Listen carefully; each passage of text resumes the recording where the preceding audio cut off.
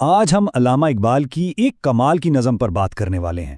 ہے تو یہ بہت چھوٹی لیکن اتنی گہری کہ انسان کو سوچنے پر مجبور کر دیتی ہے۔ نام ہے غلاموں کی نماز۔ یہ نظم ایمان، آزادی اور ایکشن یعنی عمل، ان تینوں کے درمیان جو تعلق ہے نا، اسے بالکل کھول کر ہمارے سامنے رکھ دیتی ہے۔ تو چلیں دیکھتے ہیں کہ اقبال اس میں کیا کہہ رہے ہیں۔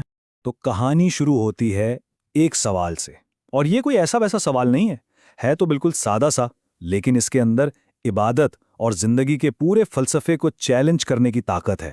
ذرا امیجن کریں، منظر کچھ یوں ہے کہ نماز ختم ہوئی ہے اور ایک ترک سپاہی، ایک مجاہد علامہ اقبال کے پاس آ کر پوچھتا ہے کہ بھائی تمہارے امام اتنے لمبے سجدے کیوں کرتے ہیں؟ اب سننے میں تو یہ ایک بڑا معصوم سا سوال لگتا ہے نا؟ لیکن اصل میں یہی سوال اس پوری نظم کی بنیاد ہے۔ اور دیکھیں، دلچسپ بات یہ ہے کہ یہ سوال صرف ایک امام صاحب یا ان کی نماز کے بارے میں تھا ہی نہیں، اقبال کے لیے یہ سوال ایک پوری قوم کی جو روحانی اور ذہنی کیفیت تھی نا، اس پر ایک کامنٹری تھا۔ تو چلیں پہلے اسی ترک مجاہد کے سوال کو تھوڑا اور سمجھتے ہیں۔ وہ صرف جاننا نہیں چاہتا تھا، وہ صرف کیوریس نہیں تھا، بلکہ وہ ایک بالکل الگ دنیا، ایک الگ سوچ کی نمائندگی کر رہا تھا۔ ایک ایسی دنیا جہاں عبادت کا مطلب ہی کچھ اور تھا۔ اقبال کے مطابق وہ ترک سپاہی تھا ایک مومن آزاد، یعنی ایک آزاد انسان، اور ایک آزاد بندے کی نظر سے اسے لمبے سجدے سمجھ ہی نہیں آئے۔ کیوں؟ کیونکہ اسے پتہ ہی نہیں تھا کہ غلام کی نماز آخر ہوتی کیا ہے۔ اور بس یہیں سے اس نظم کا جو مین آئیڈیا ہے وہ سامنے آتا ہے۔ تو سوال یہ ہے کہ یہ مرد حر یا آزاد شخص ہے کون؟ اچھا، اقبال کے نزدیک یہ وہ انسان ہے جس کا ایمان اسے ایکشن لینے پر، عمل کرنے پر اکساتا ہے۔ وہ دنیا سے بھاگتا نہیں ہے، بلکہ دنیا میں رہ کر اپنی تقدیر خود بناتا ہے۔ اقبال خود کہتے ہیں، ہزار کام ہے مردان حر کو دنیا میں۔ مطلب جو آزاد لوگ ہیں نا، ان کے پاس دنیا میں کرنے کے لیے ہزاروں کام ہیں۔ ان کا ایمان انہیں دیتا ہے ذوق عمل، یعنی کام کرنے کا جنون، ایک پیشن، اور اسی پیشن سے قوموں کی قسمت بنتی ہے۔ ان کے لیے نماز زندگی سے فرار نہیں، بلکہ زندگی کے میدان میں واپس جانے کے لیے ایک طرح سے ریچارج ہونے کا ذریعہ ہے۔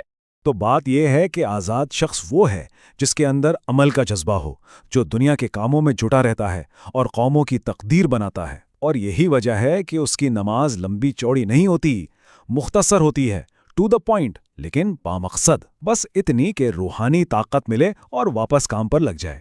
اچھا، اب آتے ہیں تصویر کے دوسرے رخ پر، یعنی غلام کی لمبی نماز۔ اقبال کے لیے یہ لمبے سجدے اور لمبی نمازیں تقوی یا پرہیزگاری کی نشانی نہیں، بلکہ یہ بے بسی، بے اختیاری اور کچھ نہ کرنے کی علامت ہیں۔ اقبال کیا کہتے ہیں؟ بدن غلام کا سوز عمل سے ہے محروم۔ مطلب غلام کا جو جسم ہے نا، اس میں عمل کی وہ آگ، وہ تپش ہے ہی نہیں، اور چونکہ اس کی زندگی میں کرنے کو کوئی بڑا، کوئی بامقصد کام ہی نہیں ہے، اس لیے اس کے لیے وقت کا گزرنا بھی کوئی معنی نہیں رکھتا۔ اس کی زندگی جیسے ایک جگہ رک گئی ہے، ٹھہر گئی ہے۔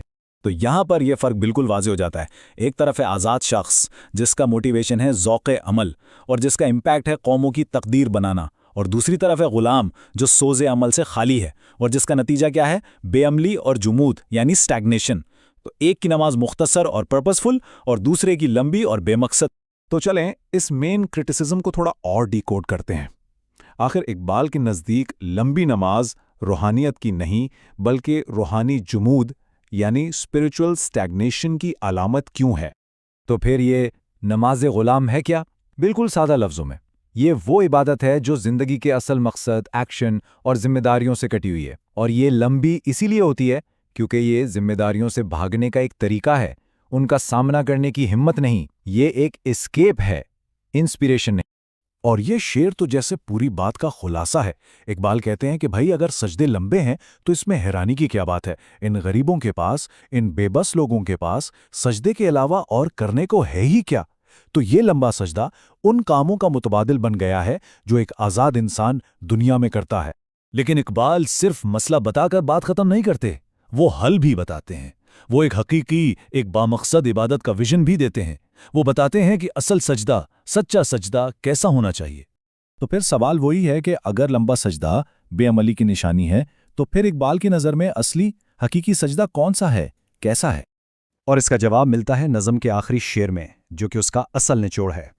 اقبال دعا کر رہے ہیں کہ خدا اس سرزمین کے اماموں کو، اس کے لیڈرز کو وہ سجدہ نصیب کرے جس میں پوری قوم کی زندگی کا پیغام ہو، یعنی ایک ایسا سجدہ جو صرف ایک انسان کی نہیں بلکہ پوری ملت کی تقدیر بدلنے کا پیغام رکھتا ہو۔